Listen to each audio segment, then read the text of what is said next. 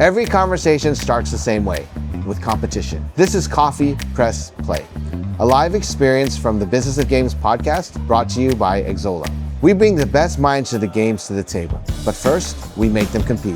One game, one cup of coffee, one honest conversation about all the things we love about the business of games. Let's press play.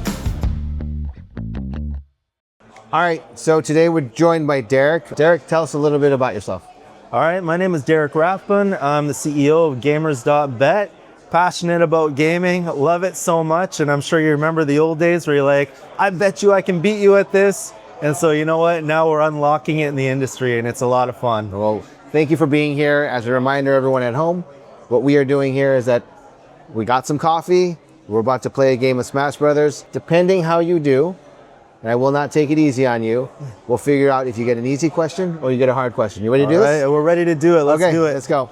Oh, you're gonna get a hard question, dude. Oh, get up, no. Oh, no. So easy question. You get the easy question. Go ahead and click the easy button, Hat. Let's see what you get. Give me one word that describes how you got into the gaming industry and explain why. Yeah, you know what? It's interesting because our stories are not too dissimilar. I've been in technology for about 20 years, but not in the gaming space, primarily in the automotive space. Ended up getting our first platform taken over by Auto Trader. And same thing with you, looking at, okay, what's next? What are we doing? And through mutual friends, I actually was introduced to one of the legends in the gaming industry, Nolan Bushnell. And Nolan Bushnell, of course, founder of Atari, and speaking with one of his ex-employees who was the president of Atari and Sega back in the day, and speaking with them, and they were just kind of rapping about, hey, what would be the next evolution of gaming? Competition is very cool, and just started thinking about that, and that's what put me on to, well, hey, there really isn't a way for real money gameplay to be native in games.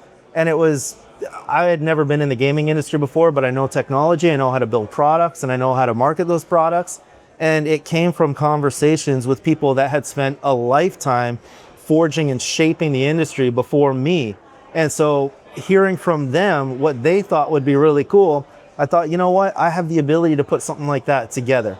And I think it would not only benefit the players, but also, the games who are participating for new monetization layer, things like that.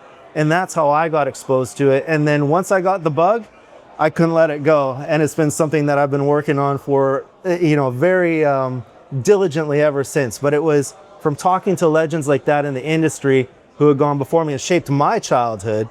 And now here I am and awesome. Working in the gaming industry. So I'm going to go back to that question though. What is that one word that you would describe that as? I want to use the right word, whether it be, fortuitous or passion. I guess you could even mix those because I've always loved gaming. I've always been very competitive. Let's go right in the middle, fortuitous and passion.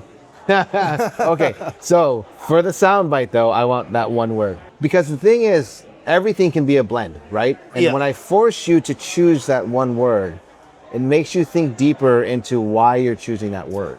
I'm going to say fortuitous because you don't come across people like that very often in life, and to come across people that have that type of weight and are giving you that type of attention, even though you're not in the gaming industry, that's very fortuitous. It's not something that I could have conjured up just myself, Can I ask, how did you meet him?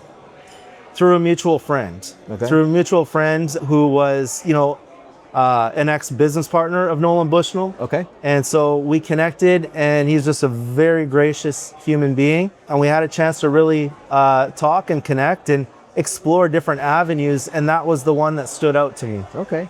And in that connection, was it something that you pushed for? Like you're like, oh, hey, I know you're connected with him. I'd love an intro to him. Or was it more like serendipitous where you were just in a room together and go, oh, is that so-and-so?